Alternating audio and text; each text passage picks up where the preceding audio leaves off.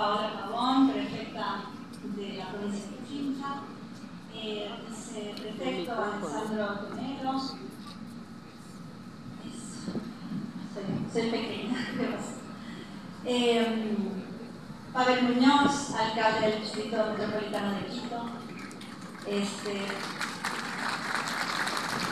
autoridades de los gobiernos locales, miembros del Consejo Provincial, autoridades representantes de los municipios, autoridades internacionales, autoridades nacionales, público en general. Me disculpo si no nombro a cada uno de ustedes. Agradezco la oportunidad de poder reflexionar desde la historia la conmemoración de la primera creación de la provincia de Pichincha. Hace 200 años, un día como hoy, 25 de junio de 1824. Para ello me permito plantear algunos elementos de análisis de la dinámica política del pasado y su conexión con la de nuestro presente. Vamos a partir de algunos antecedentes. A partir de la batalla de Pichincha en 1822, se inició en el territorio de la antigua audiencia de Quito la conformación compleja del modelo republicano, la incorporación de estos territorios a la novísima república que presidía Bolívar, la República de Colombia, o como la conocemos, Gran Colombia. Y como nos podemos imaginar, no fue un proceso sencillo. Si en mayo conmemoramos la batalla de Pichincha como un punto de llegada de un proceso de independencia, en junio, 2 años después, pensamos sobre la dinámica que inició ese punto de llegada. Se crea la República. Pero ¿cómo se hace posible la República?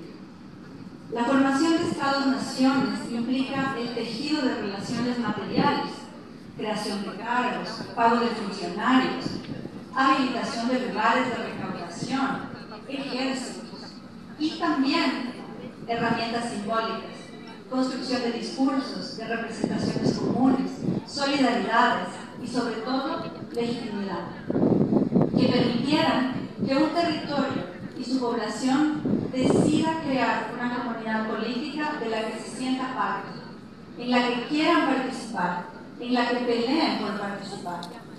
Esa comunidad política nació con desafíos. Había que dar fundamento a un nuevo orden político basado en la igualdad, la libertad, la fraternidad, en una sociedad que manifestaba relaciones disímiles, estatus de diferencia y bajo una estructura económica hecha alrededor de relaciones coloniales desiguales. Esa construcción política se hacía a través de la guerra, de batallas, de movilización de cuerpos, pero también de movilización de discursos. Y también debía tener una expresión más allá de la violencia. Había que construir el Estado-Nación desde el territorio, hacer presente las tramas del nuevo sistema político, y para ello se fue instituyendo divisiones políticas en el derecho y negociando la participación práctica de sus pobladores que se encontraban en incertidumbre y la posibilidad de crear un nuevo horizonte político. Los primeros años de formación republicana abrieron un campo de lucha y de negociación entre los distintos grupos sociales que habían configurado la sociedad de la antigua audiencia de Quito, notables, las élites, los grupos subalternos.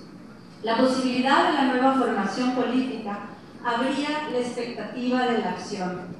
La diversa población indígena reconfiguraba discursos jurídicos y manifestaba la heterogeneidad de sus vivencias en peticiones al nuevo gobierno, levantamientos, sublevaciones.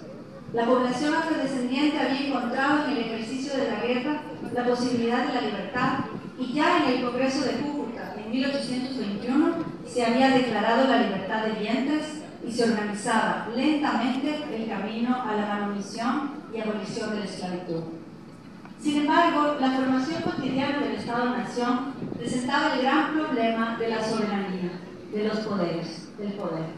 En cada territorio, en cada departamento, la primera unidad territorial que se estableció en 1821, existían intereses enfrentados de facciones.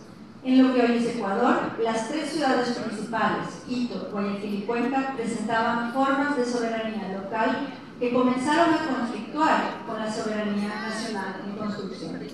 El proyecto bolivariano, que no era unívoco, no era armonioso, no fue compatible con los intereses y necesidades de la realidad sureña, no fue totalmente compatible.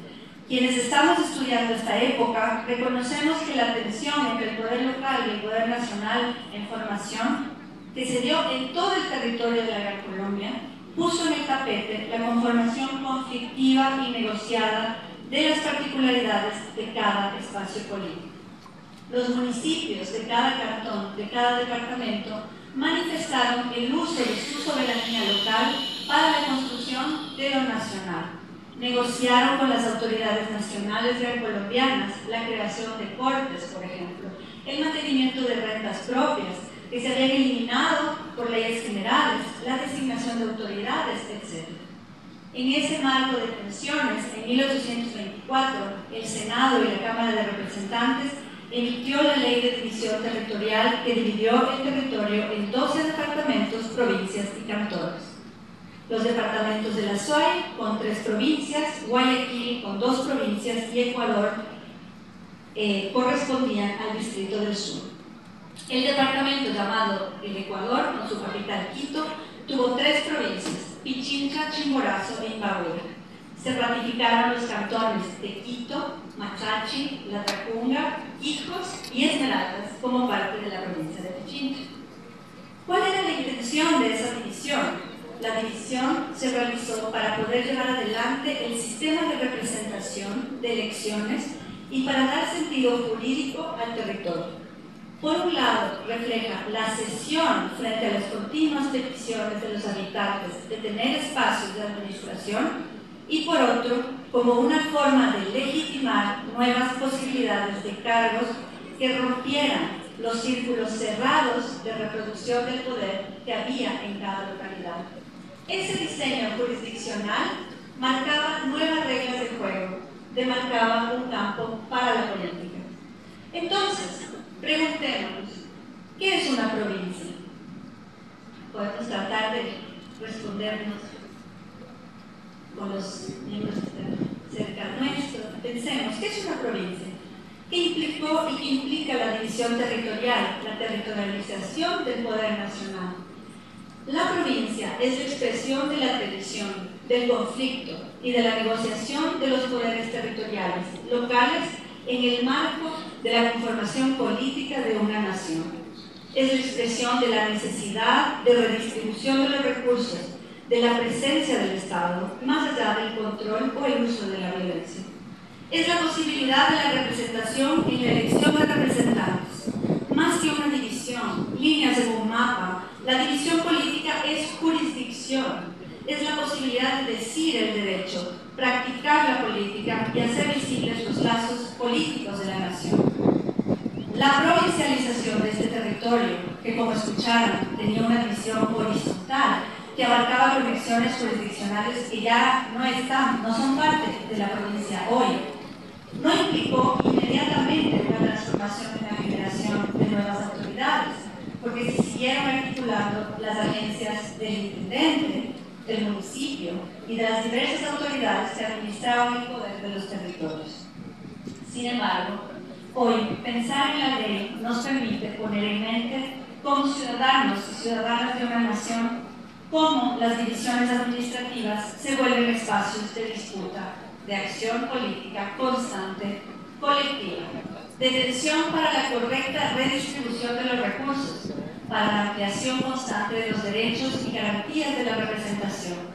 No es casual que el día de hoy estemos frente a una prefecta, mujer, y que muchos de los consejeros y autoridades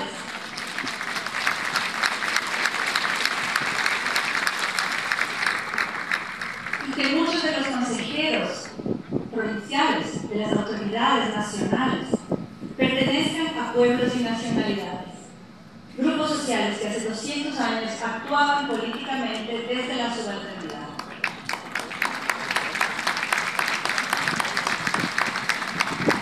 La construcción democrática de un Estado-nación ha implicado un complejo proceso de luchas, de consenso para la integración de las necesidades, de las agendas de una sociedad que reconoce su diversidad económica, política y étnica.